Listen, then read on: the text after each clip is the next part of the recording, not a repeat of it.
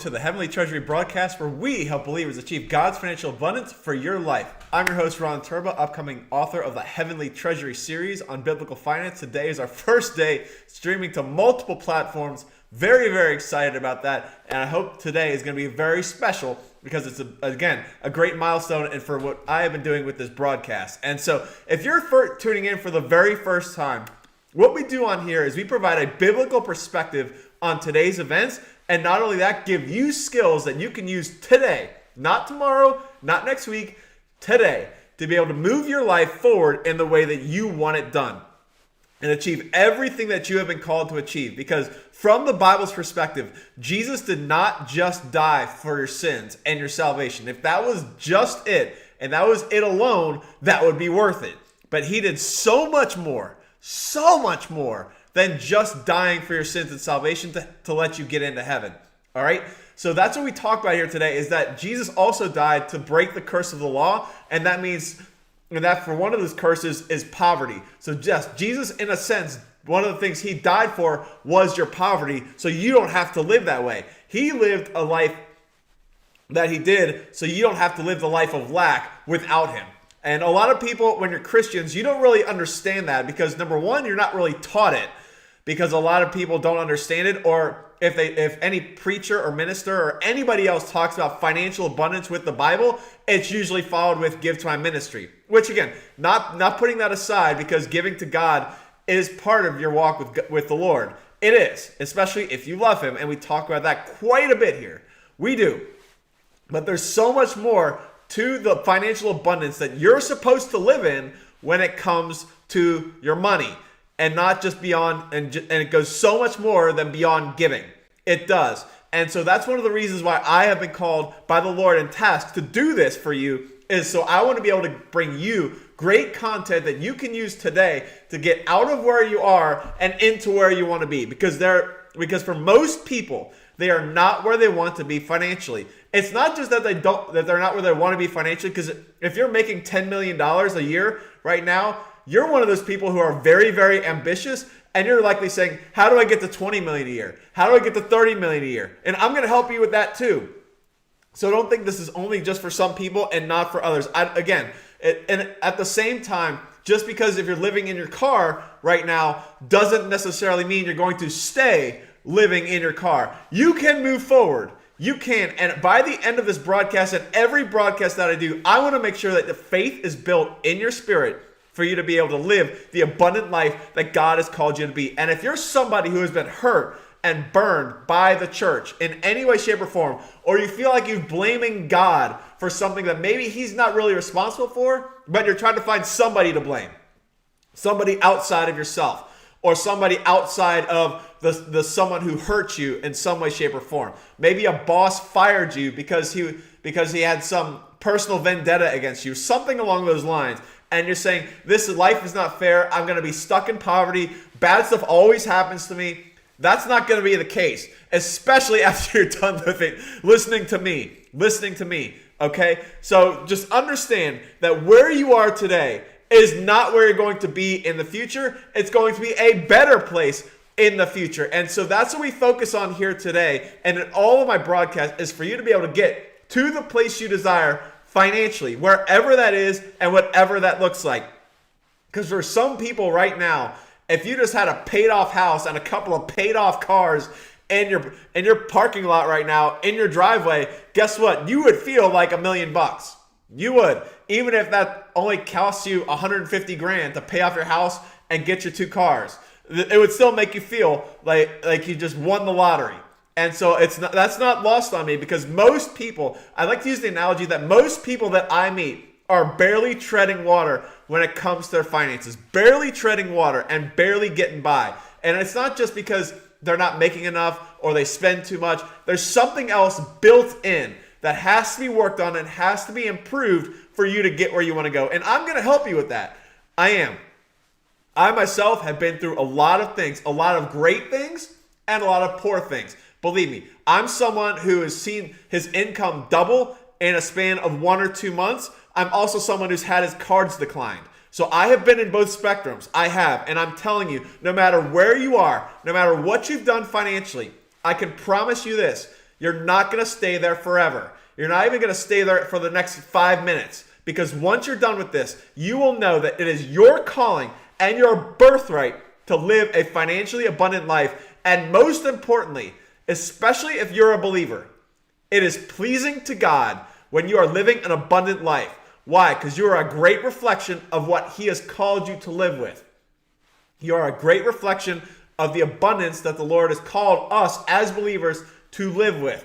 And so if you are a person right now who is a believer and you've never made money sort of in the forefront, it's not going to be the top. It never is. Okay? If anybody ever says it's going to be at the top, guess what? Send them to the 10 Commandments and read the first one.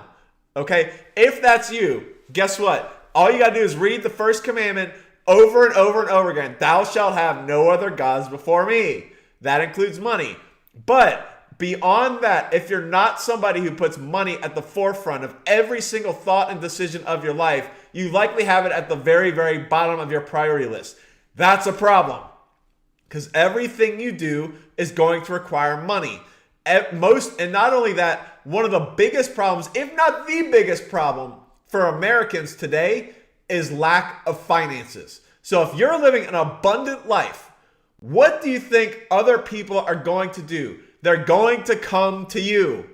And that's a good thing, because who are you going to give credit to for your financial abundance? God, which is exactly what He wants. So today, I'm going to focus on something that I found, again, as someone who's in the millennial generation. A lot of millennials in my position feel like the world that their parents and grandparents lived in was stolen from them. And they're very, very bitter at some point because of that. If you are in that generation, go ahead and raise your hand. It's okay. Believe me, I have been there. And when I firstly found this out, I was not happy. And so what I found over the past week or so is I found a video that has gone, as I'm looking at it right now, about 3 million views. And I found it on Twitter, X, whatever you want to call it. And there's a lot of comments. Whenever something like this kind of goes viral per se, okay, 3 million views is viral. I don't care if you're somebody you're Joe Rogan and your average YouTube recording gets 1 or 2 million views. 3 million views is a lot of eyeballs on you. And I guarantee you, when this individual made this video, she had zero intention of ever having 3 million views on her. But I really want to show this to you because I'm going to give you a very different perspective. I am. Because it does no good for me to talk about somebody else's problem unless there's a solution provided. And I mean a real solution with real tasks that you can do.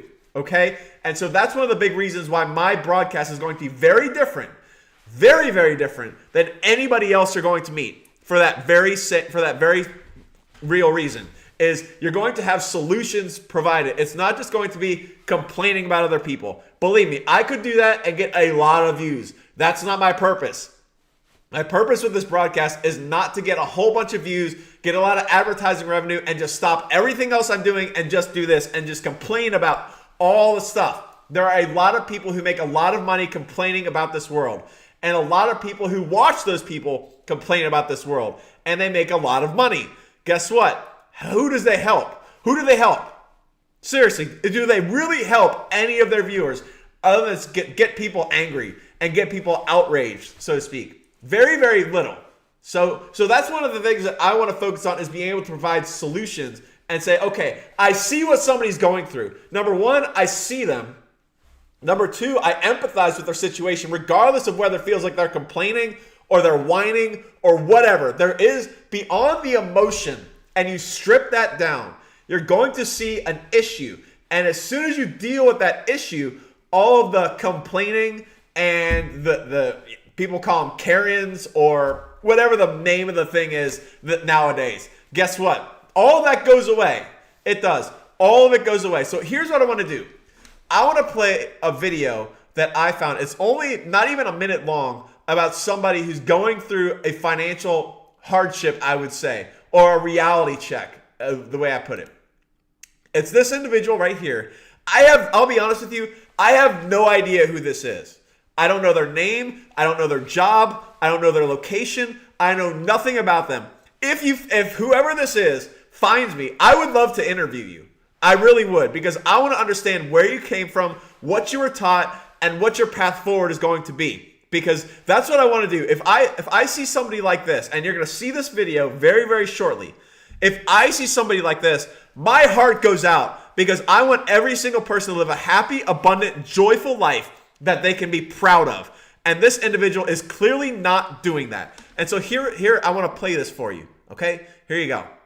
Else just work their ass off for like the last 3 or 4 years for like a college degree, and now you have a job that you hate and you still can't afford life and you're still fucking miserable and you can't pay any of your bills and you can't live in the house that you imagine, and you just feel lied to because you thought that if you just went to college and got a degree you'd be able to afford a house and like things that make you happy, but yet you're still barely can afford groceries or clothes or literally anything that makes you happy at all, and you had to spend the whole entire weekend in your bed because you literally don't have any money to go do anything other, like if you buy food you just can't have an entertainment budget. So I'm just wondering if anyone else is dealing with something like this, or if it's just me, because this shit ain't it. Does anyone else just work their... Okay, so this is an individual who has been told, I guarantee you this is not somebody who woke up at the age of 5 and says, I'm going to go to college, I'm going to get a good job, and at the age of 22 or 23, I'm going to go out and have everything that I've ever dreamed of. I guarantee you that's not it. So this individual was obviously guided in some way, shape, or form by somebody. I don't know who it is, nor do I really care.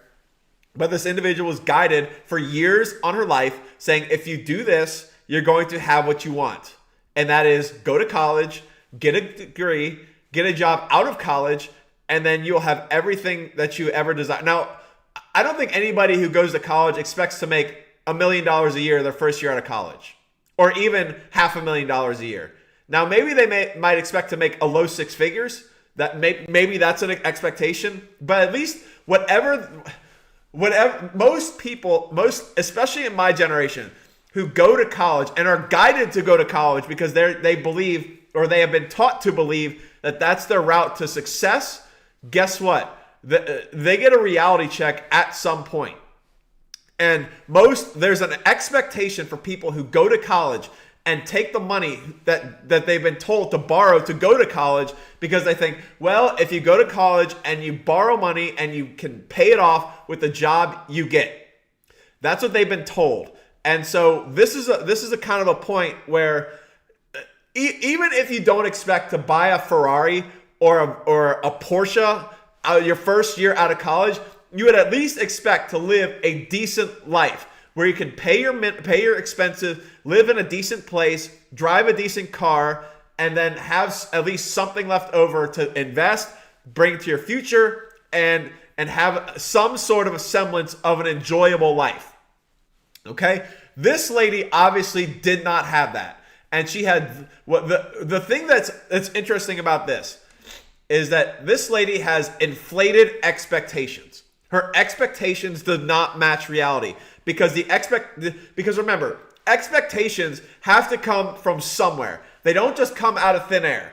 So somebody had to tell her, or some organization had to tell her, that if you go to college, you get good grades, you will get a job out of college that you enjoy and that will pay your bills, and you'll have a decent life. Not I'm gonna buy a 5,000 square foot house my first or 2 years out of college. Not necessarily that, but at least something saying, hey, I'm single, I'm a professional, I worked hard in college, I got good grades, I stayed out of trouble, and now here I am with my job, and it's barely making by. I'm barely getting by. Okay, now there's a couple of things that I don't like when it comes to the reactions, and why I do this very, very differently than everybody else. A lot of people, their first reaction when they see something like this is going to say, stop whining, stop buying your avocado toast, and you'll buy a house. Okay? As if somehow $7 a day on avocado toast is the reason why you can't buy a house, which is just off the top of my head, $7 a day, $35 a week, $140 a month. Saving $140 a month is not going to get you a house in today's market. You would have to save for a long time that extra $140 a month to be able to get a house. Even if you invested at 10% a year, you're still what? Just some quick math. 140 a month is 1,400 plus another 280. That's 1,700 bucks a year. Even if you grow that at 10% a year, you're saving yourself an extra $1,900 a month or $1,900 a year that you could save on a down payment. That's for the avocado toast crowd who says, don't buy the avocado toast, don't buy the Starbucks, and just save your money and invest it. Well, that's an extra let's round it up and say $2,000 a year. Now, how long is it going to take you with an extra $2,000 a year to get a down payment on a house in today's market with today's interest rates? Zero. Again, putting the debt argument aside. So I don't want to hear this, oh, if you just stop buying the Starbucks, stop buying the frappes, and you'll get your house. No, you won't. It's so much more than that. And some people just need to really just take out a calculator and get on the spreadsheet, because that really irritates me, because that's not solution-minded. Calling somebody and saying, stop buying avocado toast or some $5 to $7 expense that you buy every single day. Again, would it help you? Absolutely. Is it going to be the reason why you're not successful? Absolutely not. Absolutely not. So I really don't. I hate that crowd who just says that. Okay. So the reality is this: this lady has been told, and this is why the title of the message is called a message, as if I'm the preacher of the day or something like that. Not quite. Okay. Even though I will be called to speak in churches, and if you're a pastor right now and you need some assistance with your congregation financially, believe me, reach out. I will help you. I will help you in every way, shape, and form I can, beyond just giving and stewardship. Okay, but putting that aside, if you're in this situation right now, the reason why I titled this broadcast as the Brady Bunch in 2024, because here's the problem. The reality is the people who told her that going to college and getting a job, for whatever reason, it was going to give you a financially abundant life. Because the reason why they said it is because it worked for them when they were their age. That's the problem. It worked for these people when it was their age. So whoever told this lady to go to college and get a job and everything will be fine, when they were her age, it would have worked. It does not work today. And I'm going to tell you why. We're going to focus on a TV show from the 1970s called the Brady Bunch. Who here has been taught about the Brady Bunch? Okay, raise your hand if you've been taught about the Brady Bunch, or saw the Brady Bunch, or even know what that is.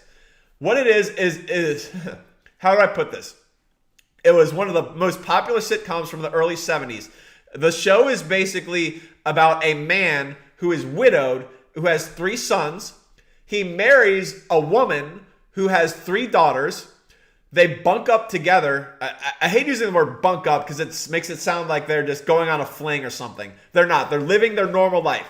So it's him, his 3 sons, her 3 sons, or I'm sorry, him, his 3 sons, her 3 daughters. That's 8 people. And then there's a 9th person, their live-in housekeeper, Alice.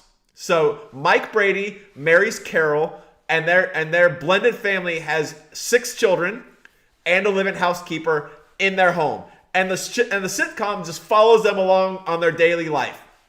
Kind of a Leave It to Beaver sort of sitcom where everything's good. It's a great, phenomenal life. It's a funny sitcom, a lot of great things, and it is very, very popular. Why am I bringing this up?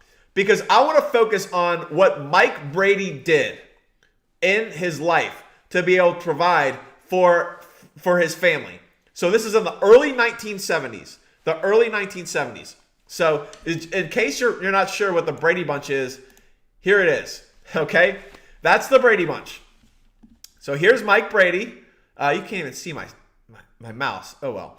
Okay. And on the bottom middle is Mike Brady. That's the husband. And the top middle, that's Carol Brady, I guess, when they're married. She's the wife. On the left side, those 3 girls are her daughters. On the right side, those 3 boys are his sons. And in the very center of that square is Alice, who is the housekeeper. That is the Brady Bunch. And that is that was one of the most popular sitcoms in the early 70s. But again, why am I bringing this up? Because Mike Brady supported every single person in that square. Every single person in that square was supported by Mike Brady. What did Mike Brady do? He was an architect. He was an architect. Okay? Now, architects make above average money. They do. It requires advanced training, which when you get advanced training, usually means advanced income, which is good. Nothing wrong with that. The Bible talks about that too. But Mike Brady was an architect in a suburb of Los Angeles. And he lived in the suburb of Studio City, Los Angeles. So that's what the family of Mike Brady did. Okay? So every single person in that square that you're seeing right now was supported on an architect's income in a suburb of Los Angeles. That was his money income. It was. Now I want to translate that into 2024, which is where we are today. And this is why that lady, why I have at least some empathy for that lady's situation, because she has been lied to her entire life. That's saying, you're going to do this, everything's going to work out, and then there's a reality check that, no, it didn't work out. So at some point, there's this anger and frustration, and you can hear that with the curse words in there. All right? So with that being said, I want to translate Mike Brady into 2024. So let's start with this. What is an architect's income in 2024 in Los Angeles? Does anybody have a guess? Anybody at all? If you guessed $100,000 a year, you are right. Here it is. Architect's income in Los Angeles, according to Indeed, which is a job search site, $99,000 and change. So about $100,000 a year. Okay? So that's what it is. That's what it is. Not $100,000 a year. So that's what it is. Okay? So there you go. So now the next question is, can $100,000 a year in the suburb of California support 6 kids, a stay-at-home wife, and a live-in housekeeper? You don't even have to do any math whatsoever to say absolutely not. Hell no. Zero chance.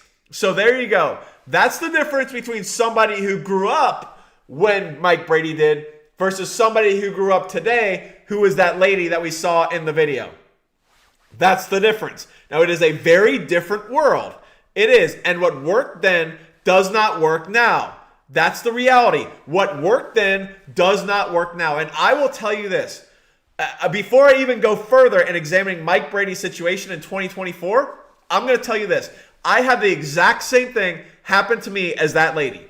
I had the exact same thing. And it was a very rough situation, and I remember it to this day. I was 2 or 3 weeks out of college. I want to say at most 4 out of grad school. And you're looking at somebody who has 3 degrees, an aerospace engineering degree, a physics degree, and a mechanical engineering degree, 2 bachelors and a master's. That's what I have. And I made straight A's throughout all of college. I think I made 1 B in a math or science course in all of my college and in grad school. I made 1 B, one grade that was not an A, and it was a B. And putting that aside, that's what I was. So I had the inflated expectations that when I got out of school, I was going to be so high in demand just simply because I was smart that people were just going to hand out just $250,000 checks to me and just work. That's, again, you can think that's crazy to think about, but that's the expectation that I had based on everybody who was guiding me. And I'm not going to name names. It's not worth it. It's not helpful. But that's the expectation that I had, because what everybody said was, you're going to do great things with your life. You're going to do phenomenal things with your life. As I kept moving through college, as I kept moving through grad school, as I did my extracurriculars in college and grad school, I didn't just go to class and then just go smoke pot on the weekends. I was focused. I stayed out of trouble. I did everything what society tells me is right. And then 3 to 4 weeks after I leave school, I am literally in a training class with 20 other new hires at the firm I was working at. And I just exploded. I mean, I absolutely exploded in front of everybody saying, is this really the way it's supposed to be? And it was not a fun day. It was not. For nobody involved enjoyed that moment. And I remember it like it was yesterday. So every single person that I have met as a millennial who has had the expectation of go to college, even if you have to borrow money for college, it's worth it because you'll have a great job on the other side. Guess what? You had a reality check when expectations did not match reality. And so that's why I at least have some empathy for that lady in that situation, that her expectations does not match reality. And that's a problem because I'm going to show you why in a second after we finish with Mike Brady's situation. So now let's take this $100,000 a year. Okay, $100,000 a year average salary of an architect in Los Angeles, California. Now, how about that home that Mike Brady lived in? Now, I will tell you this. Let's just start with the home. What do you think that home is worth today? Actually, I pulled it up right now, and here it is.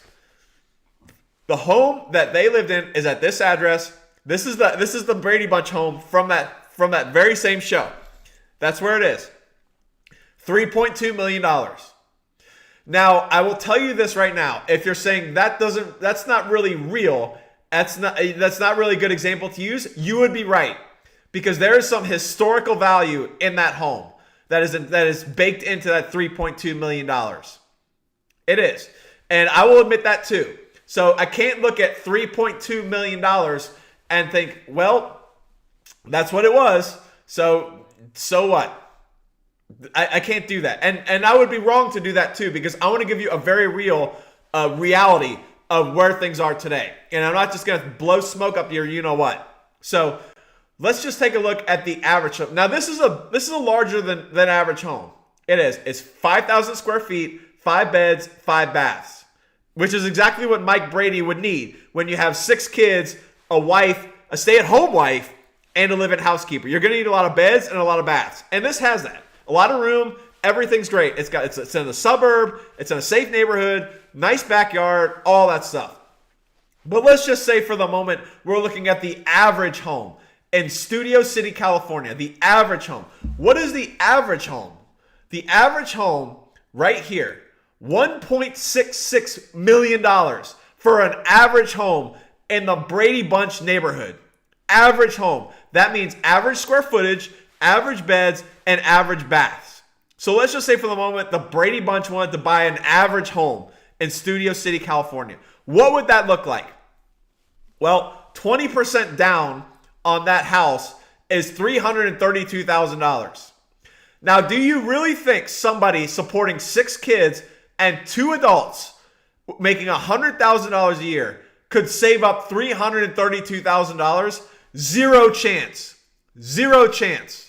And what's left? Even if you just won the lottery, won some scratch-off lottery and got $332,000 just pasted into your bank account, and you said, wow, here it is. I've got my down payment. What's the housing payment? Again, putting the debt argument aside, the housing payment on the remaining, whatever that is, $1.3 million, $1.328 million is what you're left with to borrow. With the interest rates today, that housing payment is $8,800 a month. $8,800 a month. That means the architect could not afford it if no taxes and no insurance and no repairs were involved at all. No income tax on his salary and no property taxes on the home. He couldn't even afford it. So don't tell me that we're living in the same position today that we were when your parents or grandparents were doing. You were not. So that means it requires a different set of solutions. A different set of solutions today than it was back then. It's a different set of solutions today. Now here's the other thing I want to throw at you. I've seen a meme about the inflation when it comes to grocery prices as well. So one of the things that I've looked at is if you look at the movie Home Alone, and one of the scenes in there is when Kevin McAllister, the kid who's left home alone, goes out and buys groceries. He leaves his house and goes to the grocery store. He's got a $20 bill and he gets a whole bunch of stuff. In the movie, that group of that grocery item bucket was $19.83. That's what it was in 1990. Today, that, at least from what I can see, it's $72. $72, a 250% increase in grocery prices. 250% increase in grocery prices. Okay? So we can't just look at this and say, well, what worked for our parents and grandparents is going to work for us. It's not. And that's the problem with my generation being told and guided to where they are. At least the youngest generations now are at least seeing what we're going through and saying, I'm going to take a step back and I'm going to think, what is actually going on here? What's going on? And not only that, what can I do to help myself go forward? What is it? So that's really what I want to focus on, because most people, when they see this lady, this poor lady right here, okay? Again, if you're this lady and you find my broadcast, I want to interview you. I really do. So send me an email. We'll set something up. But this lady was guided by people who live in a very different world than today. A very different world than today. So what do we do about that? What do we do? Now, a lot of people are going to say when they see this lady, well, you chose it. You're stuck with it. Well, that doesn't really help her. Because she's an individual, and she has a life, and she has dreams, and she has goals, and those goals and dreams should be achieved. They should. So to look at her and say, with no empathy whatsoever, well, you did it. It's your life. I'm sorry. For me, that doesn't cut it. What also doesn't cut it is somebody who just says, just work hard. Just work hard.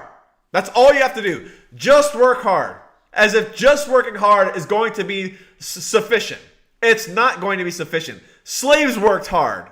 Guess what? Did they achieve everything they wanted to achieve? No, they were slaves. Okay? So don't tell me somebody just works hard and everything's just going to magically appear. It's not. There are other things that have to be involved besides just working hard. I hate hearing the just work hard. Just work hard may have worked in your life. It's not working for her. Even if she's the best producer at her company, the best producer at whatever she does, it's not enough. It's not enough to just work hard. It's not enough to just say, well, that's it. That's all you can do. I'm sorry. For me, that doesn't cut it. It doesn't cut it for me. It doesn't. Okay? So from my perspective, what do we do? What do we do? So I want to end the broadcast today with a couple of scriptures and then a video. The first one is, what do we do next? So if this is you right now, I want to invite you to watch the Being the Trailblazer, part 1, and then part 2. Part 1 will get you off your keister now and at least get you on the right direction. Part 2 will say, okay, this is where I'm going to end up. This is where I'm going to end up. So when you watch both of those, it'll get you decisions that you can make today to help you move forward, and then focusing on where you're headed in the future. That's what I want you to focus on, the abundant life that you have in the future.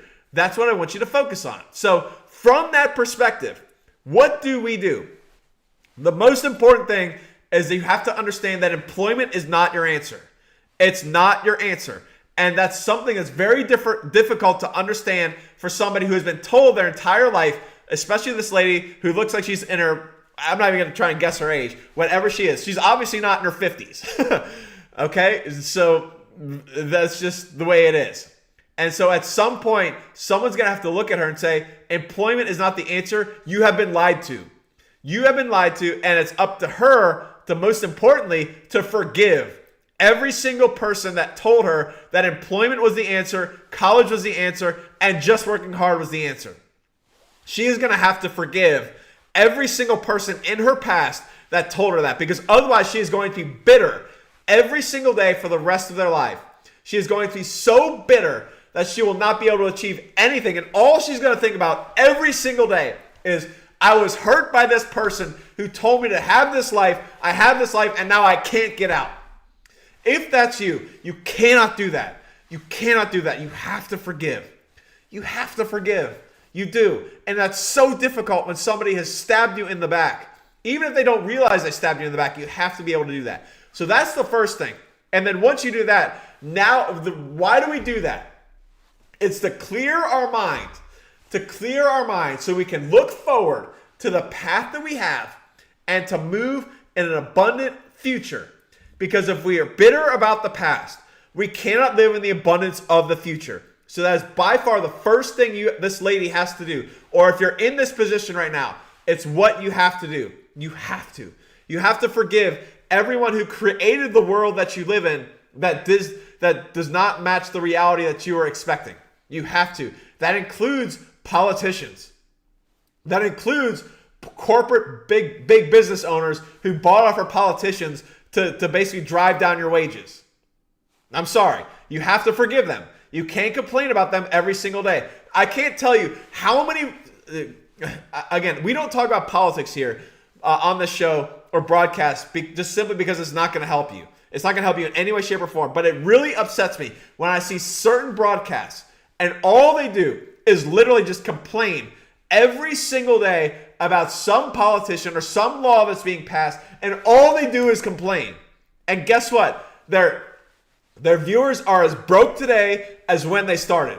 That's a problem. That's not going to be you if you listen to me. That's not going to be you. So that's what I want you to do, and why I feel so strongly about this, so strongly about this, that there is a different route that you can do.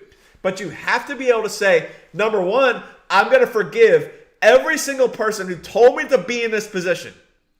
I did everything they told me to do, and it's not matching reality. You have to forgive them. Number two, you cannot focus on complaining about the people responsible. You cannot. You cannot focus on the people complaining that are responsible for the life that you have. You have. I'm very well aware of that. Those are two very, very, very, very difficult things for you to do. They are so difficult.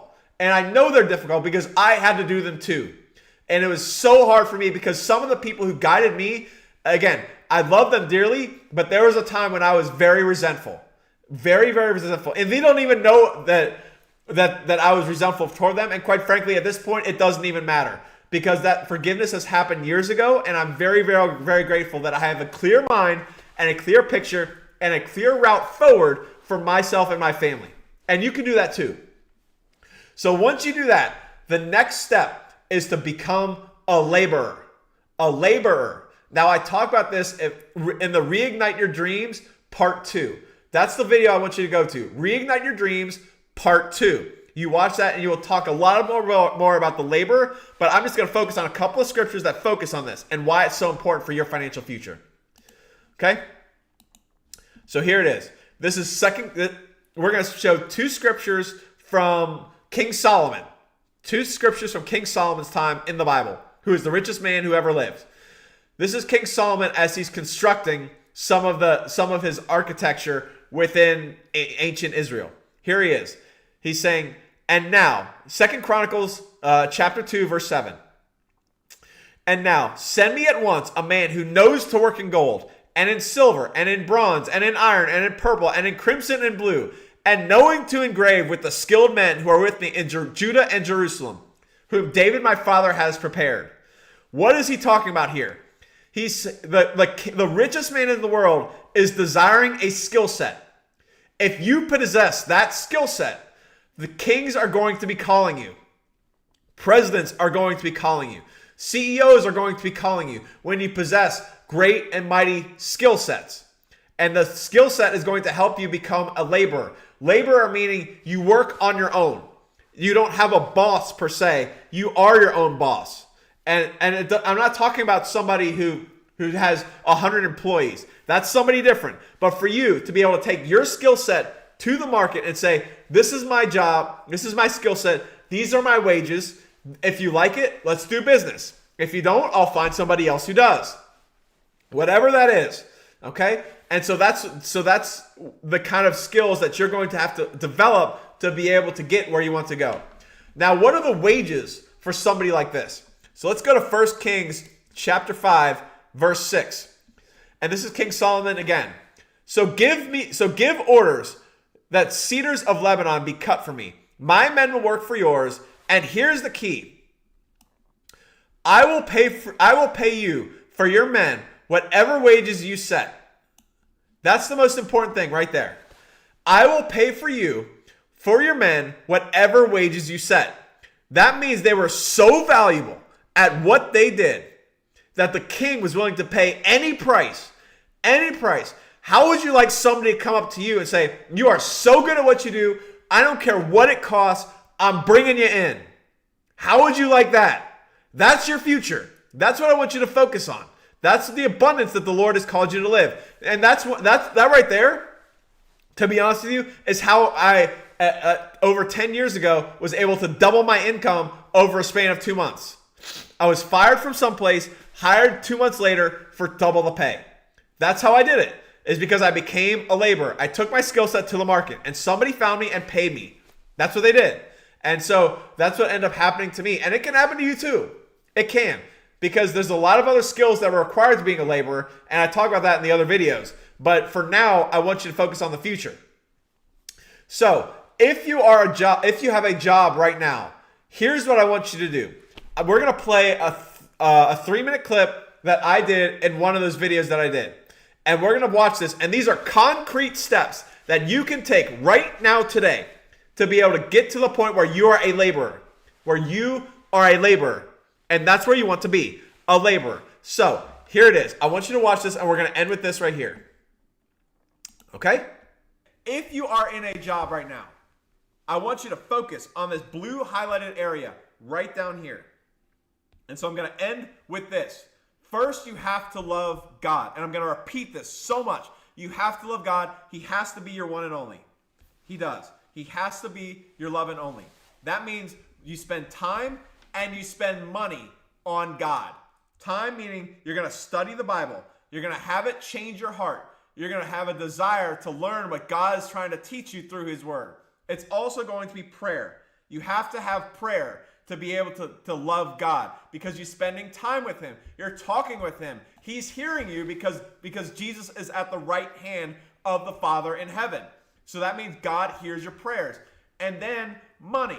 Like I said with the NFL, if you love the NFL, your time and money shows it. So if you love God, your time and your money shows it. 10% to who's ever giving you spiritual food. That's a requirement.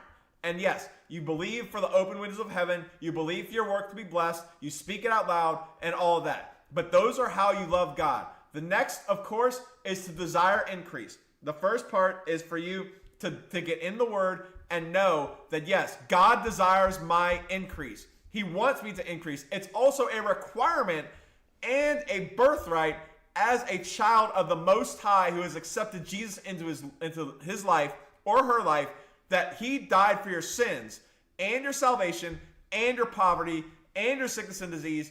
Okay, so that means desire for increase is yours. Increase is yours when you get on his path and his assignment for your life. And on top of that, once you do that, you have to say, I'm done being stagnant. I'm done staying the same. I'm done living the way I'm living. I want more. And really, really, really want more. Not just say you want more, but your heart has to know that you want more. And only God will know that. And then once you do all of those, no matter where you are, no matter what you're doing, you have to work unto him. You have to work unto him. You have to work in a way that is pleasing to the Lord. You have to. Even if you hate your boss and you hate your job and you know for a fact you're not going to be there in 6 months or a year, you still have to do it. You still have to do it. Even if you hate your pay, you still have to do it because you are the one who accepted that pay. You are. So you have to work unto him in whatever fashion you're working in, whatever job you're working in. So with that being said, those are 6 things right now. If you're in a job and you hear, you know what, I really wish God would help me out. Okay? If God loves me, why am I broke? If God loves me, why am I here? I'm telling you right now, these 6 things that I've highlighted in blue right now, you do those things, an opportunity is coming your way. A guaranteed opportunity for more is coming your way.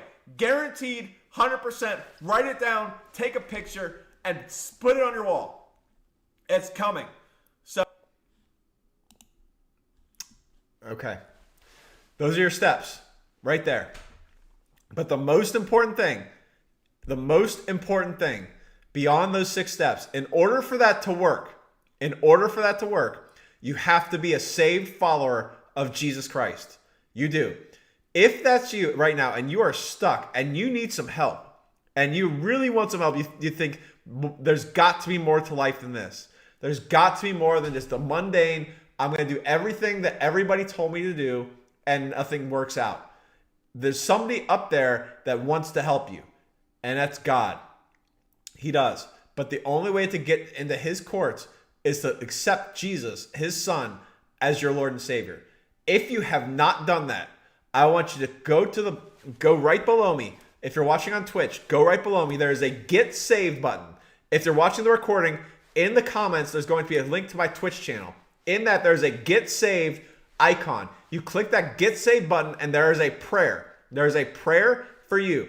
You read that out loud from your heart, and now you have accepted Jesus as your Lord and Savior, and you're on your way to heaven. And you're on your way to heaven in the next life and an abundant life in this life right here. You don't have to wait till the next life to achieve it. You can get it right now.